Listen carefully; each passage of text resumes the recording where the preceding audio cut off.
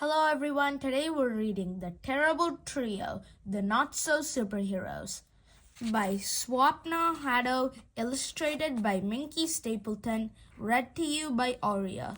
Now let's begin.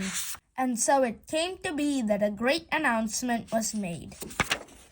The first Ministry of Superpowers is now open and every animal in the world is invited to receive their superpower. The line was long. Very long.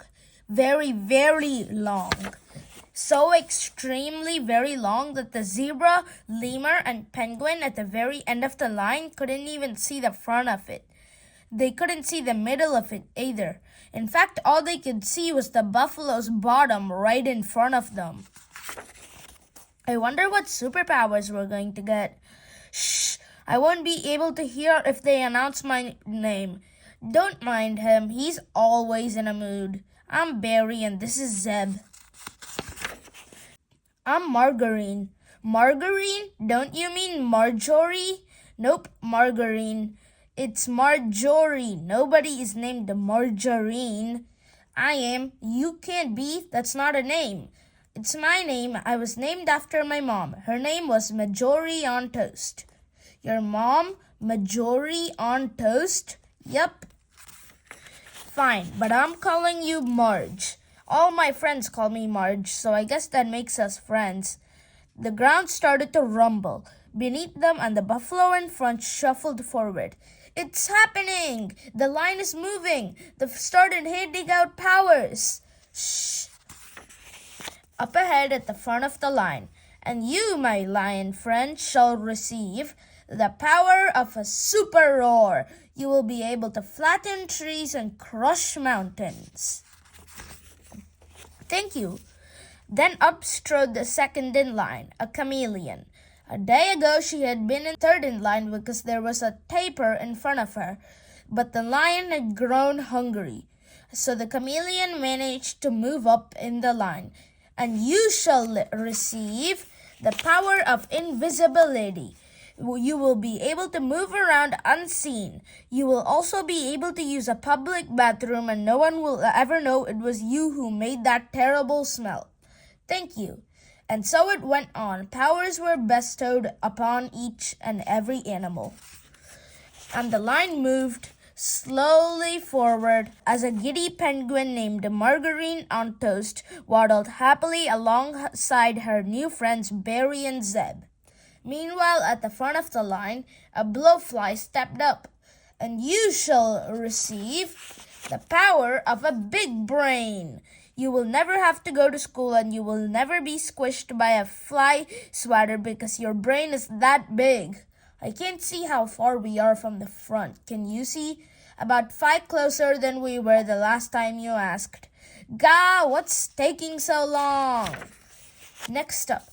And you shall receive the power of strength. You'll be so strong you'll be able to spin a rhino on the tip of your feather like a basketball.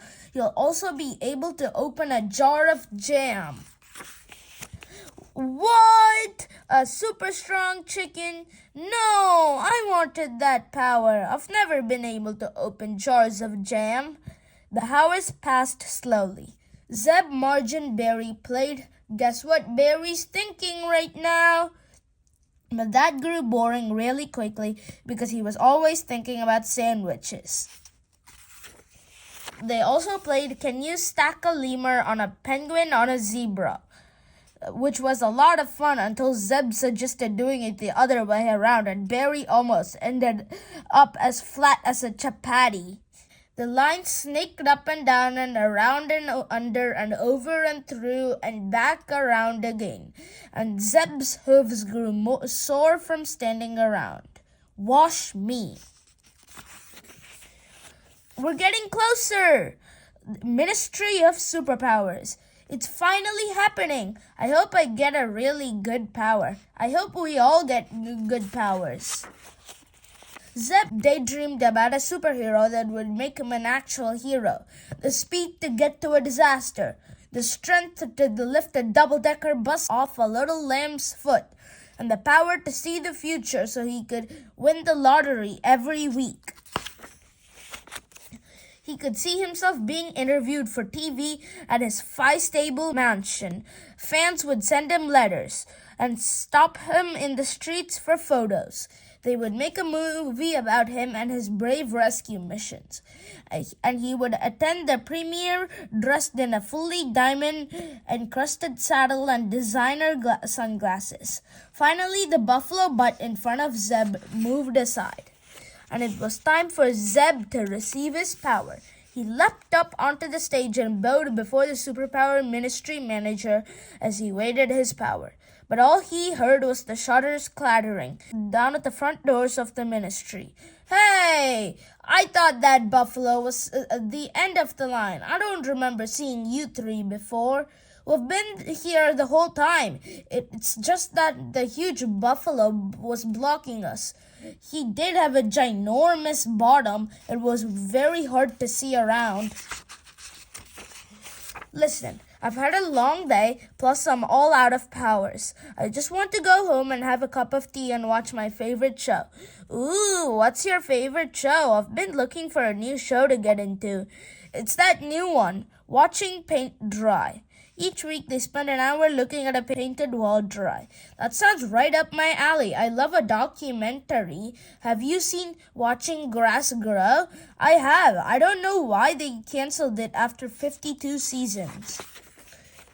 Hey, I don't want to disturb this riveting chat about paint drying. What do you mean you're all out of powers? He's a little rude, isn't he? You get used to it. He just really wants a superpower. He's been daydreaming about being interviewed on TV and everything. How would you know? You talk in your daydreams. It's true. I really hope you get that five-stable mansion and the diamond-encrusted saddle, Zeb. Listen, I really need to get home or I'll miss the beginning of my show. 6:10. So there will be no more powers today. Okay, I suppose I could make up 3 more powers and then I'm done. So let's make this fast, okay? Thank you. Right, let's do the penguin first. And you shall receive the power to make a mac and cheese. Next. So sorry. I don't mean to make you repeat yourself, but I didn't quite catch that. You went pretty fast. Mac and cheese. You know macaroni and cheese? Well, you'll be able to make it. I did say I wanted to make this fast. Zeb was about to reply that mac and cheese didn't seem like much of a superpower, but decided not to annoy the squirrel any further. He didn't want to get cursed with a terrible superpower like Marge's. Barry stepped forward and bowed to the squirrel. And you shall receive the power of nice handwriting. Ooh, that's a great one, Barry. Barry grinned at his friends and puffed out his little chest. Sure is. I'm sorry, but mac and cheese and handwriting aren't superpowers. The squirrel turned sharply and stared Zeb down. And I'm sorry, but have you been handing out powers all day long? It's actually very hard work to think of different powers for millions and millions of animals. But mac and cheese, is it even good mac and cheese, like the best mac and cheese in the world? Not really, it's just the standard mac and cheese. Are you okay with that? Oh, I'm fine with that. I've never made mac and cheese in my life and now I have the superpower to know how. Tell you what, I'll add in a little extra. Lemur, you can have some eraser drool. So if you ever make a mistake while you're writing on a blackboard, you can fix it with your spit. And Penguin, you'll be able to make mac and cheese from anything you want. You'll just have to stir it very fast. Anything? Yup, like those rocks over there. Go on, Marge, make us some mac and cheese. Marge scooped up a flipper full of pebbles and began to stir. In no time, the stones had vanished, and a creamy, cheesy sauce was whisked into being, filled with a generous helping of macaroni pasta shells. This is the best power ever! Creamy, cheesy, and a little pebbly. Alright, the penguin is happy. Do you want a power or not this strippy pants? Because I really need to get moving if I'm going to make up a cup of tea before this show starts. I'll probably have to miss all the commercials though, which is annoying. I love that Stickman compares supermarket prices. Oh, I love that guy too. How does he manage to go in every supermarket in... Yes, I want a superpower. Zeb stepped up and bowed to the squirrel. And you shall receive the power to blend in at a crosswalk. What kind of superpower is that? It's not that useful to be a zebra that blends in at a crosswalk. In fact, it could get me killed. With a great power comes a bit of responsibility. Just don't stand near a crosswalk on a busy road, obviously. What? Okay, I'll make it that you can roll your eyes really, really fast, too. Okay, I'm off. I'm definitely all out of ideas now. So what's the point of my power then? His question was met with the sound of motorcycle tires. Squeal! This can't be happening. This can't be happening. This has to be a bad dream or a hoofmare or something. What's a hoofmare? It's what zebras call nightmares. Zeb used to get them all the time. He would dream he'd lost his stripes and turned into a unicorn. That's a hoofmare? Who wouldn't want to be a unicorn? Zebras, they don't like unicorns. I think it's because they're full color and zebras are black and white. Full color freaks zebras out. Actually, I get it. I have the same thing with toucans. Barry and Marge looked at Zeb. The shaking, crumpled heap on the ground looked more like a barcode than a magnificent zebra. Should we do something? What can you do? What even just happened? We got our powers. Those aren't powers. What kind of powers are mac and cheese, handwriting, and just being a zebra? Barry and Marge tried to pick him up, but his legs were limp. I know what to do. Barry snuggled in against his friend's tummy and gave him the biggest hug a lemur could possibly give a zebra. It's going to be okay. How? I don't know how yet. I do. Marge fished around in her pockets looking for something. Nope, that's not it. Nope. That's not it. Finally. I knew it was in here somewhere. What's that? It's a cheese and vegetable pie, but it needs microwaving. No, I mean that. Oh, it's an ad for a new cafe in town. We need a chef and an assistant. Apply at the Superheroes Cafe. The Superheroes Cafe, this looks fun. I'm not hungry and I'm definitely not a superhero. We're not going there to eat silly. We're going there to get jobs. I know how to make mac and cheese and Barry can write menus so we can all work together at the cafe. That's a great idea, Marge. I would do that fancy writing you see on the special blackboards at restaurants. Well, I don't want to work at a stupid cafe. I want to be a superhero. How can looking like a zebra get me a job at a cafe anyway? It took Barry and Marge a whole day to talk Zeb into getting a job at the Superheroes Cafe. At first, he had simply refused. He lay down on the floor of his bedroom, threw a huge tantrum, and chucked his favorite slippers out the window. Then he cried over losing his favorite slippers. After a call to his mom, who told him to stop being a whiny unicorn, he agreed to go down to the cafe with Barry and Marge and check it out. You cook, I can make mac and cheese. And you, I can write beautiful blackboard menus. And the sad zebra, I bet he could fold napkins. Right, you're all hired. I like the sound of mac and cheese. Besides, no one else applied for the jobs because they are all too busy being superheroes. The trio started their jobs at the cafe that very day. Barry began working on writing the menus. He consulted with Chef Marge and they decided on daily specials. Breakfast, mac and cheese, followed by a mac and cheese salad without the salad. For lunch, and finally double mac and cheese dinner special. It's nice to offer the diners a variety.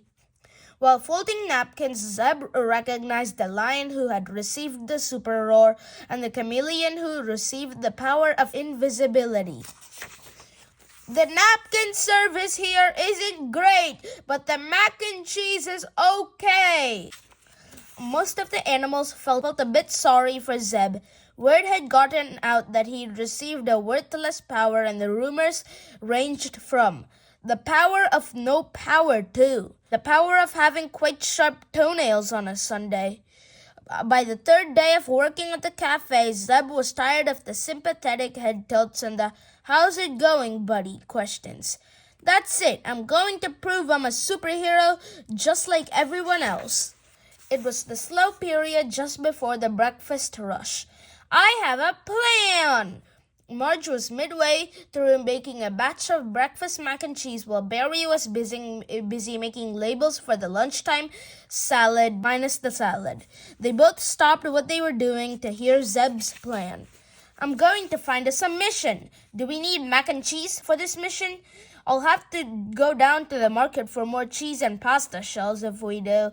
The boss is a bit fed up with me using all the cutlery and toilet paper as ingredients. Do I need to write anything for this mission? I'm waiting for a new set of calligraphy point pens, so if you can hold off on the mission until next week, they should be here by Wednesday. No! We don't need cheese or pasta shells or calligraphy pens. Just listen to my plan, okay? As I was saying, I'm going to find us a mission so we can prove we can be awesome superheroes, and then that ministry squirrel will have no choice but to give us better powers. I don't know, Zeb. I really like my powers. Everyone seems to enjoy my mac and cheese. No, Marge. Everyone thinks your mac and cheese is just okay. They eat it because it's the only thing on the menu. I personally love your mac and cheese. But imagine you had the power to make gourmet food. Everyone would be raving about your cooking. Marge pushed Zeb away. But I don't want to make gourmet food. I want to make mac and cheese. I like all the stirring. So how about it, Barry? Best pals on a mission? What could be better? A new set of calligraphy point pens arriving on Tuesday instead of Wednesday? Gah! We can be so much more than this. See, the thing is, we really like our powers and we really like our jobs here. Mac and cheese might not feel like much to you, but it's everything to me. Zeb stared at his friends, and for the first time he could see they weren't as miserable as he was about their powers. In fact, they were happy. Okay, new plan. You both helped me on a mission, and if you still want to keep your powers and work here at the cafe, then I'll support you. But first, you have to try and see if there isn't something better for us out there, because I really think there is. Okay. Yes! But how do we find a mission? Don't worry about that. I've already found the perfect mission. Previous night, the Superheroes Cafe. We have one shot to make sure this villain never gets out of jail. Zeb recognized the voice. It was the chicken with the super strength powers. She was a regular at the cafe, and though she whined and flapped about how bored she was with the mac and cheese, Zeb had noticed she always ordered a large mac and cheese with the side of mac and cheese. She was talking to a bat with the power to shoot laser beams out of his eyes. Zeb made notes on a napkin about where the mission would take place and when. Zeb unfolded the napkin in front of Barry and Marge. Prison. Stop 3. A prisoner is going to try and break out today. That supervillain Crocodile who was jailed for using his super bitty powers to steal money from the bank. World news. Supervillain Crocodile jailed. Oh, I saw him in the news. He looked very scary. You should really take a handwriting class with Barry, Zeb. It's hard to read your writing. Well, I have hooves, not hands. Anyway, we need to get to the prison and break in. Then when the evil crocodile tries to break out, we capture him and send him back. That sounds dangerous, Zeb. And I think Marge thinks so too. Sorry, I panic stir when I'm worried. It will be fine, nothing to worry about at all. And more importantly, it will get us better powers. But how do you even break into a prison? I've heard of breaking out but never breaking in. Well, this is where your batch of breakfast mac and cheese will come in handy. I got these at the costume store last night. Prison. We're going to deliver your batch of breakfast mac and cheese to the prison as a treat for the staff. And that's going to be our way in. But if we give the breakfast batch to the prison, what will we serve for breakfast here? You can just serve up the lunchtime mac and cheese. You can't serve lunch for breakfast. Don't all your mac and cheese taste the same? How dare you! Okay, I have an idea. Closed for breakfast. We are on a superhero mission. As they approached the prison, Marge held on tightly with her flippers to the large dish of breakfast mac and cheese. Prison. Zeb had offered to carry the huge dish after Marge tripped over her own flippers and nearly wound up smashing onto the pavement and swimming in cheese sauce.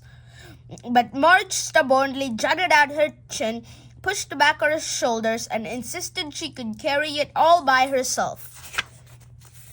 She was unable to hide her worries about the mission, however. Every time they stopped for a rest on their journey and she put the mac and cheese down, she panic-stirred anything in sight. So far, a street sign, a trash can, and a small tricycle had been turned into large dollops of mac and cheese. I don't like this place, Zeb. Neither do I. It's going to be okay.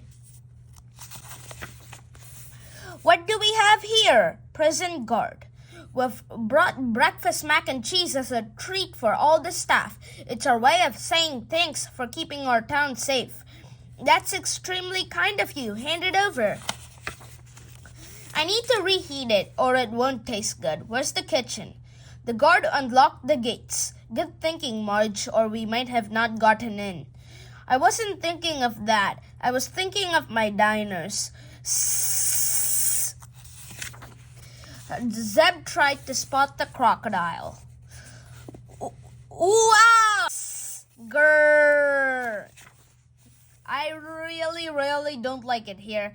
Me neither. I want to go home. Zeb looked at his friends. Their frightened faces made him realize just how scared he was too. But he wanted better powers, and this was the only way. Just shake it off. You'll be fine. I don't feel fine. Neither do I. All you two have done this whole time is groan and whine. I'm scared too, but I'm seeing this through so we can all get better powers. But I like my powers. You almost panic-stirred a chichuana into mac and cheese today. Because I was scared. Because you have dragged us out on this scary mission and you know I panic-stir when I'm scared. Fine, go home then. Fine, I will.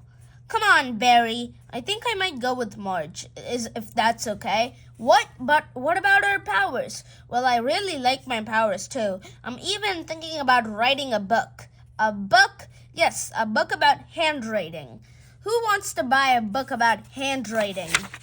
Marge does, she told me. So you and Marge have been having chats about books without me? Yes, Marge is very supportive. Are you saying I'm not supportive? I've been your best friend forever. I know, but lately all you want to talk about is yourself and getting better powers. Sometimes it's easier to talk to Marge because she listens to me. How can you say that? I just want us to have the best powers. You did say if we help you out on this mission, but still want to keep our powers, you would support us. But you haven't helped out at all. We haven't captured the crocodile. If you want to go, you should just go. But Zeb, just go. Zeb stared at the empty space around him where moments ago his two friends had stood. He was having second thoughts as he looked down the dark, murky corridor ahead of him. He had been scared enough when his friends had been right there with him, but now all on his own he wondered how he could pull off this plan alone. I am not a whiny unicorn. He would complete the mission all by himself and he would get better powers and show Marge and Barry he'd been right all along. Keep up! Hiss! Hiss! Don't mind her. We often don't get visitors. You've got them all riled up. Zeb felt relieved when they entered a fully lit kitchen. He took a deep breath. He was ready to put his plan into action. Do you think I could have a tour of the prison? I've always been curious to know where you might keep an evil crocodile in a place like this. Well, it's not normal practice to show visitors around, security and all that. So if an evil crocodile was about to break out, where exactly do you think he might try that? Why the obsession with evil crocodiles? Just curious. I'm also interested in evil alligators that might get confused with evil crocodiles. We all have our hobbies. I suppose I like collecting stamps. Prisoner breakout! Prisoner breakout! This was it, and suddenly Zeb had never felt less ready. What do we do? I don't know. This is my first day on the job. All guards report to... Zeb's legs felt like they were about to buckle beneath him, and he could hear his heartbeat hammering in his ears. Why hadn't he just left with Marge and Barry? Why hadn't he listened to them? Zeb, Barry, what are you doing here? You didn't think we would leave you on your own, did you? Marge, why did you come back? We never left Zeb. I'm so sorry for the things I said. You were right. We should have just gone home. This is too scary. It's okay. I'm sorry, Barry. Let's get out of here. Ew, ew, ew. It's a code green. What's a code green? I don't know. It's my first day. Look out, my mac and cheese. A crowd of prisoners stampeded into the kitchen. A heavy door on the opposite side of the kitchen suddenly slammed open. Crash! Clang! Don't move! The evil crocodile emerged from the dark hallway. He stood his full height, his scaly skin rippling and his razor-sharp yellowed teeth glistening with sticky saliva. You look tasty! The crocodile sneered as he spotted Marge. Help! Marge began panic-stirring madly with her flipper as the crocodile charged at her. His beady eyes were bright, and his terrifying mouth with its jagged teeth hung wide open.